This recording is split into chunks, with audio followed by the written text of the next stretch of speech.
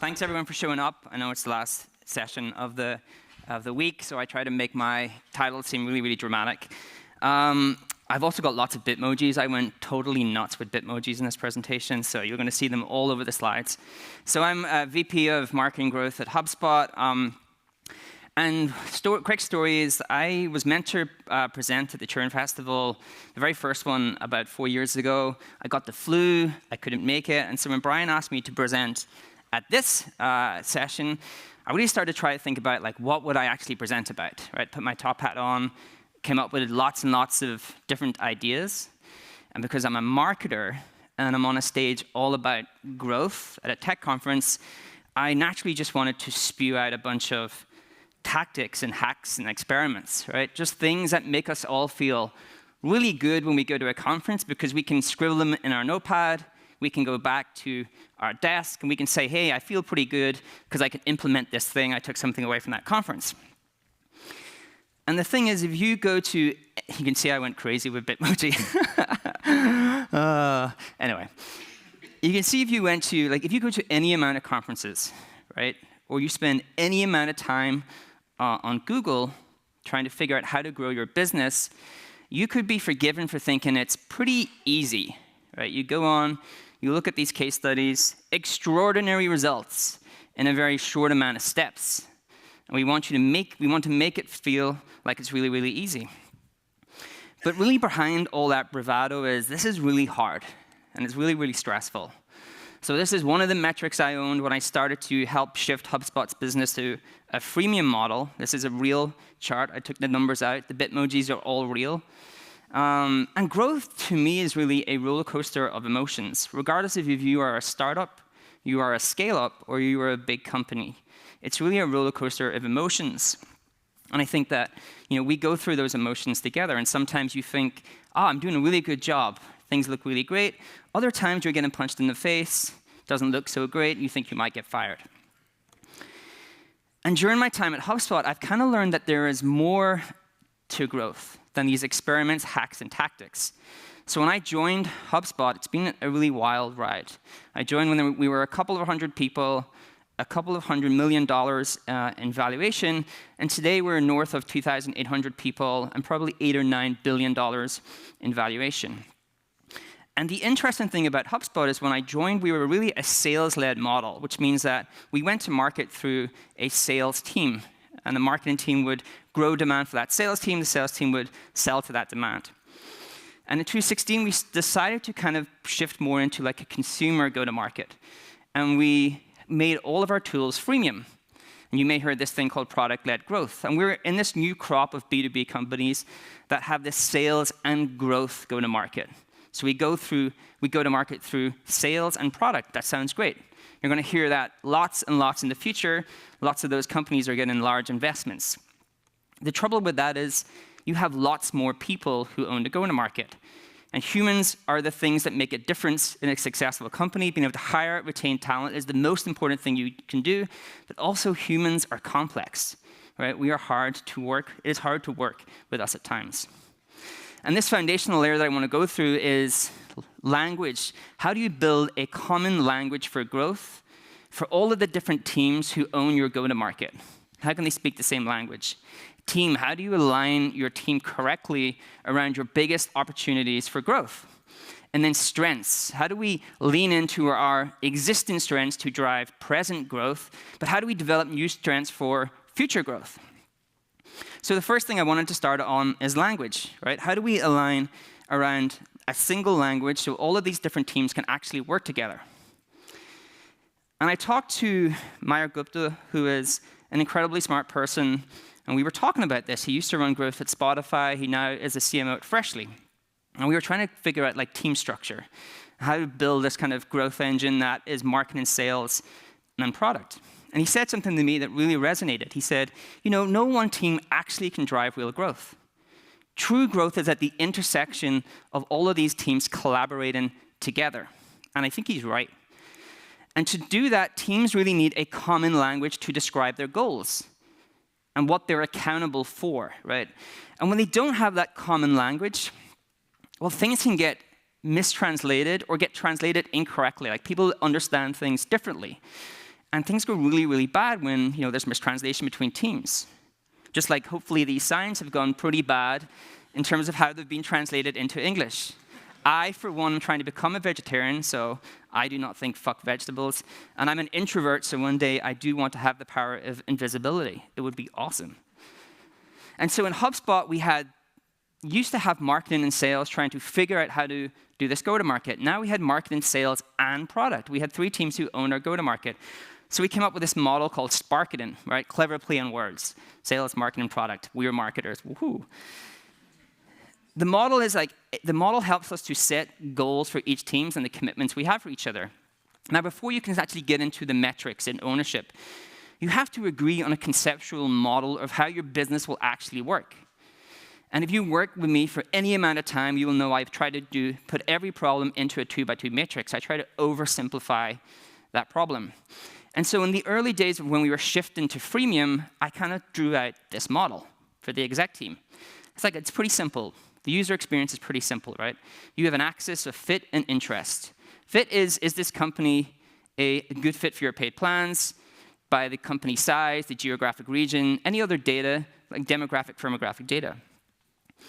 Interest, in a world where people can use your products before they ever have to pay you money, well, you have a wealth of information, because now I have people actually using my product, and I can figure out, do they have intent to buy my paid plans? How many free features are they using? How deeply are they using those free features? Are they importing data? Are they using things within the product that suggest they are a good fit for my paid plans? And in HubSpot, what we decided was anything that was low fit, low interest, low fit, high interest, we would want to build a touchless experience. And we would want to build a touchless experience because if they are a bad fit, the churn rate is going to be higher, and the unit economics is not going to be great if we have humans selling to them and humans onboarding them. Anything that is high fit, high interest, we created a user success coach model, which means when you are a free user, we have people who can reach out to you via live chat or via email, and their only goal is to get you to use the free product more extensively, because we know that will result in you upgrading to a paid customer and retaining at higher rates. And then anything that's high fit, low interest, that is product onboarding. You create user onboarding to introduce people to the core value of your product so you can move them into the high interest, high fit. And then you can agree on how this actually makes money for the business. Right? Anything that is bad fit, we want to go through touchless, so we do not want to send that to a sales team. For us, anything that was high fit, high interest were active users, which means they have done something meaningful within our free product that would suggest they have intent to buy our paid plans. And I'm going to show you what that is in a couple of slides. Or they are a product qualified lead. I'm going to talk to you about what product qualified leads are, but it's people raising their hands and saying, I want you to take my money. That is awesome. They close at really high rates. The most contentious bucket for any company is the high fit and low interest, because these people are a good fit for your paid plans, but they have shown no intent to actually buy those paid plans. Whether you actually send those to a sales team or not depends upon really a business decision. If you have enough active users, PQLs, to send to your sales team, unit economics is going to look better because the close rates on those is higher. If you do not, if you're going rapidly and you need demand for your sales teams, then you can send them the good fit users. They just won't close at the same rates. When you have actually agreed on a conceptual model, then you can build out an SLA between these different teams. What do you own, and how are you accountable to me? For us, it took us a number of years to get to this point where we know who owns what. Right? Marketing generate a certain number of free signups each month. Our product team turn those into active users, product qualified leads, and touch this revenue. Our sales teams follow up with the demand that is sent to them, and they create touched revenue, which means that they actually interact with those people. And then we have a growth team that builds tools and the data to help all of these teams do their job better. So if you go through how I actually build ownership between these teams, let's do a really simplistic version of this. Right? I know that I need to generate a certain number of customers each month for me to actually grow. I know I've got new revenue, I've got an average sale price, I can calculate that pretty easily. But then I can have actual real monthly goals for the product that are related to that revenue goal. Right? They are responsible for active users, PQLs, touch this revenue.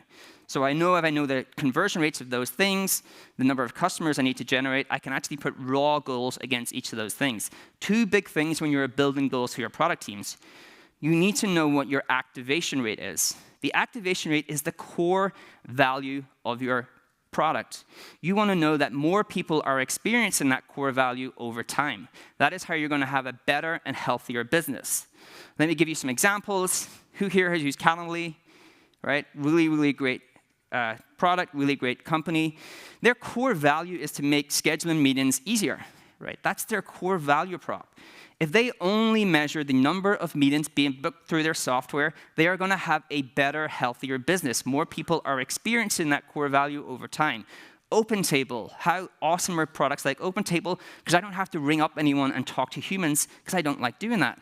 So I can just book restaurants through OpenTable. Their core value is making booking restaurants easy. If more and more people book tables over time, they're going to have a healthier, better business. That's the only metric they really need to worry about. That's their activation metric. For us, one of our free products is our free CRM. We want to help grow sales revenue. We know if more people are booking deals through our CRM over time, our business is going to be better, healthier, better customers, better retention. How do we get that? Regression analysis. I got it by just hiring a really smart person. I couldn't do this myself.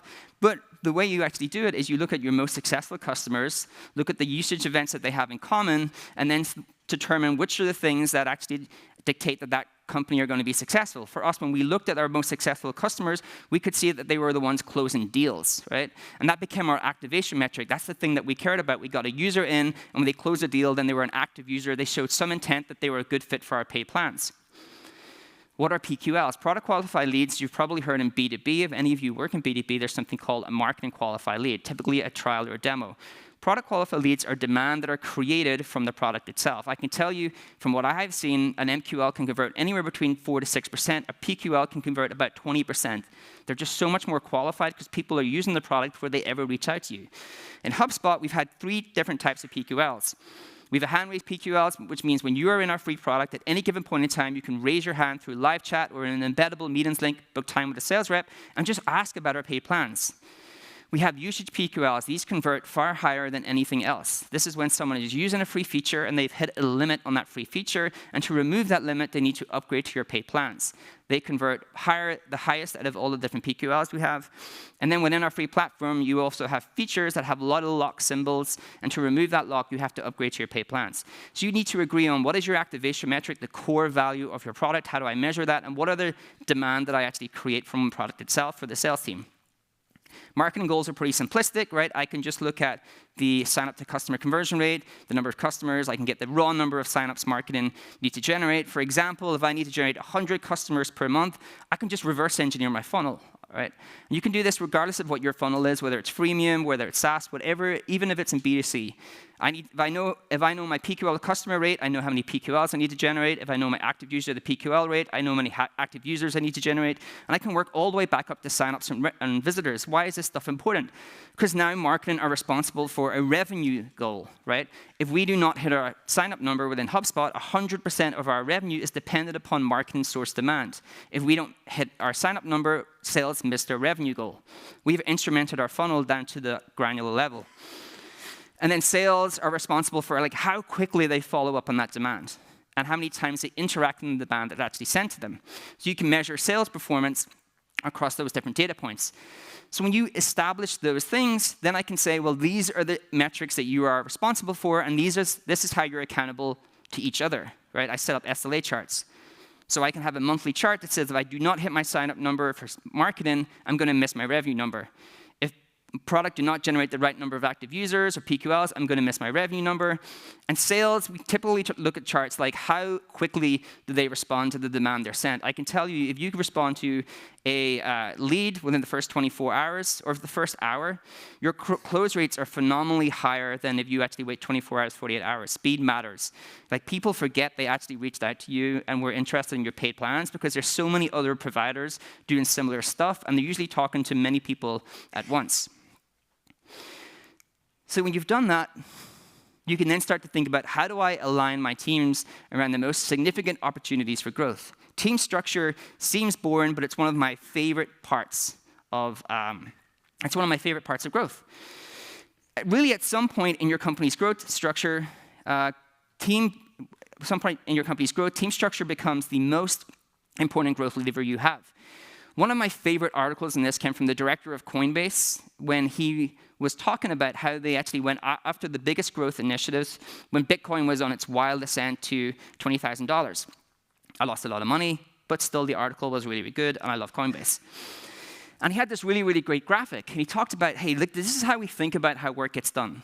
This tree structure, this really siloed way of teams not actually working together. This is actually how work gets done. He calls them work maps. And what he does is he projects out actually the core projects Coinbase needed to do and who were the teams responsible for it.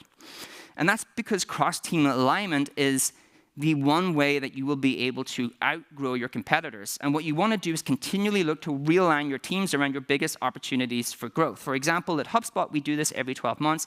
We reorg our whole team around the biggest bets we're making for the upcoming year.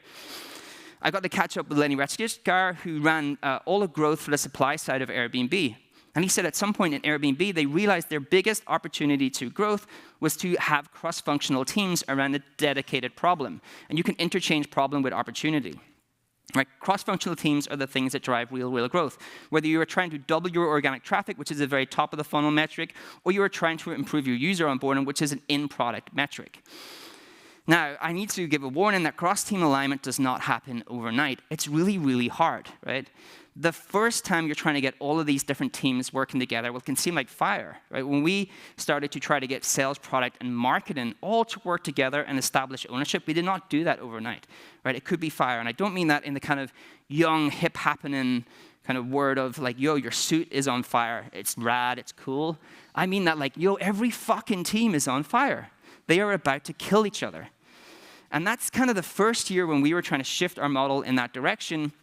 We kind of suffered from that. We had a lot of friction across different teams. Marketing at some point owned signups, PQLs, and revenue. Product were motivated to hit an NPS goal. So we were kind of misaligned because we were doing things to grow PQLs. Revenue, we could do some amount of stuff within the product, but we needed product and engineering's help to do stuff. And we were kind of misaligned in terms of goals, and it created a lot of friction between each other. And that's why this stuff really matters, right? We actually started to really make this work when we got that conceptual version of our model and we established clear ownership between those different groups. So when we had marketing owning PQLs and revenue, but not able to actually do the things to hit those goals, it would create friction. Now we have clear ownership and those teams can be fully accountable for their goals because they have all of the resources they need and they have clear SLAs in terms of how they're accountable to each other. But then you need to actually prioritize how things get done. We always have, no matter the size of your company, an infinite amount of things we can do and a finite amount of opportunities. And the enemy for fast growth companies is really peanut butter. Because what most companies do in terms of their resources is they approach it like Oprah Winfrey.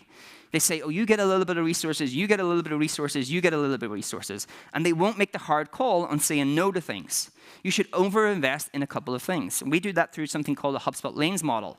So when we make those big bets at the start of the year and we realign teams around those bets, we decide which team will get a lane. A lane means you get all of the resources you need to be successful. Resources are not going to be one of the reasons that you will actually miss your goal. That means you have some teams who do not have any resources, and they can feel pretty pissed about that. So you have to be really open and transparent why some things get lanes and other things do not. You have to be really open and transparent about that, and you have to give them some ways for them to actually be self-sufficient, whether that's through budget for developers, designers, give them budget to take courses so they can learn the thing they need to do to be successful, and provide an environment that allows them to pitch for a lane for the following year. Wow, is that my time? Okay. I actually did practice this and came on time. All right, let's go. Okay. The third most important thing is you need to lean into your existing strengths for present growth and develop new ones for future growth. Right? We've all been in those interviews at some stage in our career where someone would ask this question, like, what's your greatest weakness? And you're just like, fuck.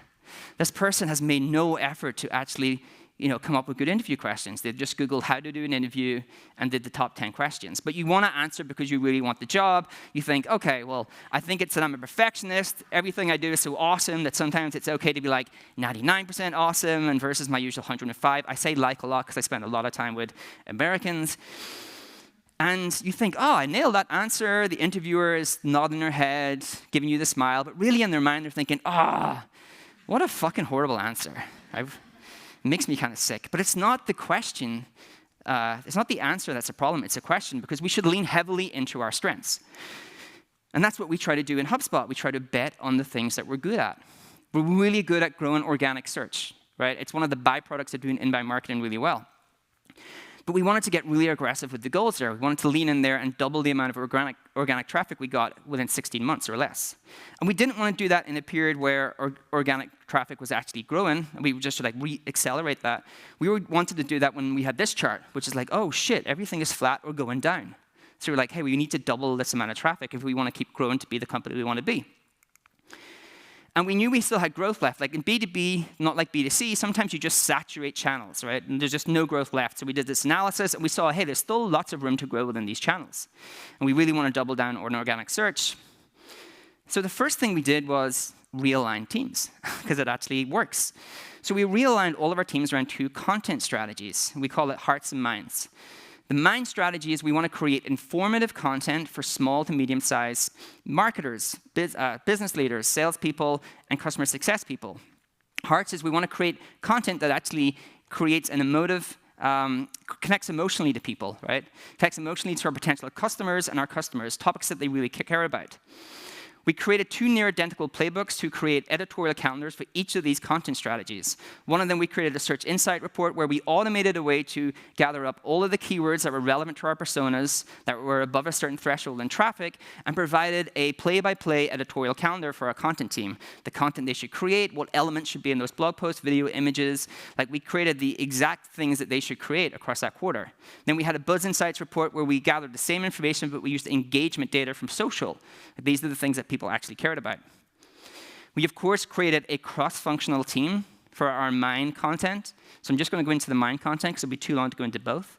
But we had SEO, content developer, designer, analysts, all on the same team. Now you could say, hey, you're spoiled. You've got all these resources. And yes, that's true. But saying yes to this doesn't mean we didn't say no to a bunch of other things, right? We did. We said no to a crap load of stuff. So you'd be able to invest in this. We came up with this kind of advanced way to build out these editorial calendars and do search. We created the quarterly search insight report that gathered all of that information for our content team. That content team would take it, create this amazing content around it, and then we created a kind of stock index for blog posts. We automated a way to show you when certain posts were falling in traffic, and then we pulled in the reasons why. Was it because of additional competition on Google search pages, or the real reason your posts fall in traffic is because Google has changed the intent of that keyword, right? It is now showing more video, more images, more featured snippets. And so we pulled in reasons why and showed the content creators why that was, so they could actually reformat the content and republish those posts. And that focus drives results, right? In less than 60 months, we more than doubled our traffic. And actually, it's kept on going like this to over 10 million. And that's because we decided to bet big on something, created a cross-functional team so we could get really advanced in how we did something. But you also want to spend time developing new strengths for future growth, right? That's my present growth. How do I going to grow in the future if we want to be a $70 billion company? So how do you fund new opportunities? Well, our model works very similar to Canva. Canva have this model where they have an environment that allows someone to pitch them for resources. They say, hey, I think this is a really cool opportunity for us to grow. They can go and pitch that thing, they can get some amount of funding, and they can show some minimal viable results. When you do that, you can go and get further funding to actually grow that out into a full stack team. So example, in HubSpot last year, we pitched 2 things. We had 2 people on those things, and today we have full teams against them because we actually show results. So we have marketers, engineers, product, all of these different people. So you want to create that environment that people know they can take bets. And if they take bets and they can actually show you results, you can actually fund those things because that's how you're going to grow in the future. All of our future growth has come from individuals within the company who decided to try something out. 2 good examples, I'll leave you with this because I'm running out of time. Here's 2 companies that have kind of done that. Canva are one of my favorite companies, right? I created this whole deck in Canva. It probably does show. My designer would probably kill me if he's seen this deck, but hey. But Canva, if you looked at this 2 years ago, all of their signups were coming from direct traffic, nothing from organic. Organic is a new muscle for them. They decided to lean in really heavily because they knew in the future they couldn't be just relied on virality, which is how they were growing. So they created this really awesome playbook to create many, many templates for images. So they have a whole team, and they have about over 1 million templates available within their product. All of these templates are indexable in Google. You can go search for them. And so when you search for them, they rank for everything, right? The awesome thing about templates for anyone where it's applicable is templates can not only increase the top part of your funnel and help you to accelerate your growth more quickly, they actually improve your user activation because you are onboarding someone onto the thing they actually want to do. So they actually grew quicker at the top, and their user activation rate grew by 40%. And the last one I'll leave you with is TransferWise. TransferWise were on the stage last year. I love what they've done. Again, if you looked at this 2 years ago, you would see only direct. You would see nothing from search. They leaned heavily and built a new growth team to just lean into Google. And they created all of these different sub-properties that were relevant to their core persona but had a lot of keyword volume. So they created a directory all around Swift and Bitcodes, another one all about currency exchanges, and that generated a ton of traffic for them. And that's really helped to accelerate their growth. So you really want to figure out is, like, how am I going to bet big on my current strengths and say no to things? And how do I create an environment that allows people to bet big on my future growth and I can actually fund those things? So that is everything I have got. Thank you for sticking with me. I hope you enjoy the festival. And thank you very much for attending.